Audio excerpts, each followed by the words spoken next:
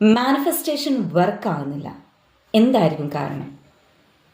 രണ്ട് കാരണങ്ങളാണ്. Root cause നമ്മുടെ തോട്ട്സും നമ്മുടെ ഇമോഷൻസും. ഇതുവരെ ലൈഫിൻ്റെ ഇതുവരെയുള്ള ജേണിയിൽ മണിയെക്കുറിച്ചിട്ടുള്ള നമ്മുടെ ചിന്തകൾ എന്താണ്? അയ്യോ, എൻ്റെ ഫ്യൂച്ചർ എങ്ങനെയായിരിക്കും, എങ്ങനെയാണ് എൻ്റെ കുട്ടികളെ ടേക്ക് കെയർ ചെയ്യുക, അവർക്ക് വേണ്ട വിദ്യാഭ്യാസത്തിനുള്ള പണം എവിടെ നിന്നാണ് ഉണ്ടാവുക? അവിടെ നമുക്ക് മണിയെക്കുറിച്ചൊരു ഫിയറായുള്ളത്. ചില സമയം നമുക്ക് ഗിൽറ്റ്, ഇവിടെ കുറ്റബോധം വരുന്നുണ്ട്. ഷെയിം ഫീൽ ചെയ്യുന്ന നമ്മുടെ കൂടെയുള്ള ആൾക്കാരൊക്കെ മണി എനർജി ഹൈലി കണക്റ്റഡാണ്.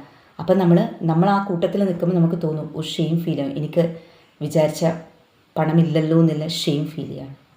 ഇത് നമ്മുടെ സബ് കോൺഷ്യസ്ലി ഉള്ളത്, നമ്മളിത് കാണുന്നില്ല. അപ്പം അങ്ങനെയുള്ള ചിന്തകളും അങ്ങനെയുള്ള ഇമോഷൻസും ഉണ്ടാകുമ്പോൾ നമ്മുടെ ലൈഫിൽ അത് തന്നെയാണ് എക്സ്പീരിയൻസ് ചെയ്യുന്നത്. നമ്മുടെ മാനിഫെസ്റ്റേഷൻ നടക്കുന്നില്ല. ഇത് മനസ്സിലാക്കി കഴിഞ്ഞാൽ ഇത് നമുക്ക് എന്താ വേണ്ടത്? അവെയർനെസ്സാണ് വേണ്ടത്. അതായത് നമ്മുടെ ചിന്തകളെ നമുക്ക് ഒബ്സർവ് ചെയ്യാൻ വേണ്ടി പറ്റണം. അതിൽ നമ്മൾ എത്തണം, ഒബ്സർവ് ചെയ്യുന്നതിൽ എത്തണം. അതുപോലെ തന്നെ എക്സ്പീരിയൻസിനെ, ഇമോഷനെ നമുക്ക് ഒബ്സർവ് ചെയ്യാം. ഗിൽട്ടാണോ എനിക്കിപ്പോൾ ഫീൽ ചെയ്യുന്നത്, ഷെയിം ആണോ ഫീൽ ചെയ്യുന്നത്, എന്താണ്? അപ്പോൾ അത് മനസ്സിലാക്കി കഴിഞ്ഞ് കഴിഞ്ഞാൽ എന്താണ്, നമ്മുടെ മണി ബ്ലോക്ക്സ് നമുക്ക് റിമൂവ് ചെയ്യാം. അപ്പോൾ അതിന് ഏറ്റവും ബെസ്റ്റ് ഹെൽപ്പ് ചെയ്യുന്ന ഒരു പ്രാക്ടീസാണ്. നിങ്ങൾ ഇപ്പോഴും നിങ്ങളുടെ ചുറ്റും ഒന്ന് നോക്കിയാട്ടെ. നിങ്ങളുടെ വീട്ടിലാണെങ്കിൽ നിങ്ങൾക്ക് എല്ലാത്തിലും മണി എനർജി കാണാൻ വേണ്ടി പറ്റും. നിങ്ങളുടെ വോളിലേക്ക് നോക്കിയാൽ ആ വോള് ഉണ്ടാക്കാൻ വേണ്ടി സിമൻറ്റ് മണി എനർജി ആണല്ലോ, പിന്നെ ബ്രിക്ക് മണി എനർജി ആണല്ലോ, നിങ്ങൾ യൂസ് ചെയ്യുന്ന ഫോണ് മണി എനർജി ആണല്ലോ അവിടെ ഉള്ളത്, പെന്ന് മണി എനർജി ആണല്ലോ ഉള്ളത് അല്ലേ, നിങ്ങളുടെ ഡ്രസ്സ് മണി എനർജി ആണല്ലോ. അപ്പം നമുക്ക് ഓരോന്നിലും മണി എനർജി നമ്മൾ കാണുമ്പം അപ്പം തന്നെ നമ്മുടെ ഇമോഷണൽ സ്റ്റേറ്റ് മാറുവാണ് അല്ലേ. നിങ്ങൾക്കിപ്പോൾ സന്തോഷം തോന്നില്ലേ?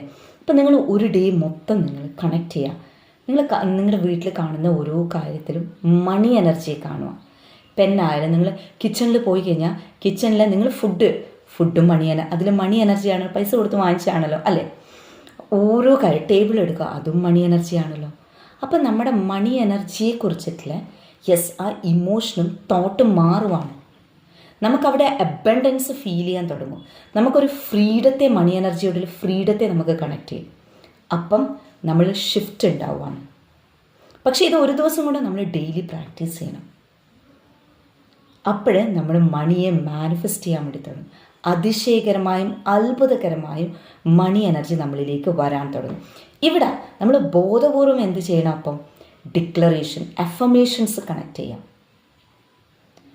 എന്താണോ നമുക്ക് വേണ്ടുന്നത്, ഫ്യൂച്ചറിൽ നമ്മൾ എന്താണോ എക്സ്പീരിയൻസ് ചെയ്യേണ്ടത്, ആ ഇമോഷനുമായിട്ട്, ആ തോട്ടുകളുമായിട്ട് കണക്ട് ചെയ്യാം. ഇപ്പം നേരത്തെ പറഞ്ഞൊരു എക്സാമ്പിൾ, നമുക്ക് കുട്ടികളുടെ എഡ്യൂക്കേഷനിലെ പണമില്ലല്ലോ എന്നുള്ള തോട്ടാണ്. അപ്പം നേരെ ഓപ്പോസിറ്റ് തിങ്ക് ചെയ്യുക, എഡ്യൂക്കേഷനിൽ പണം ഉണ്ടാകും, ഒരു വിശ്വാസമാണ്.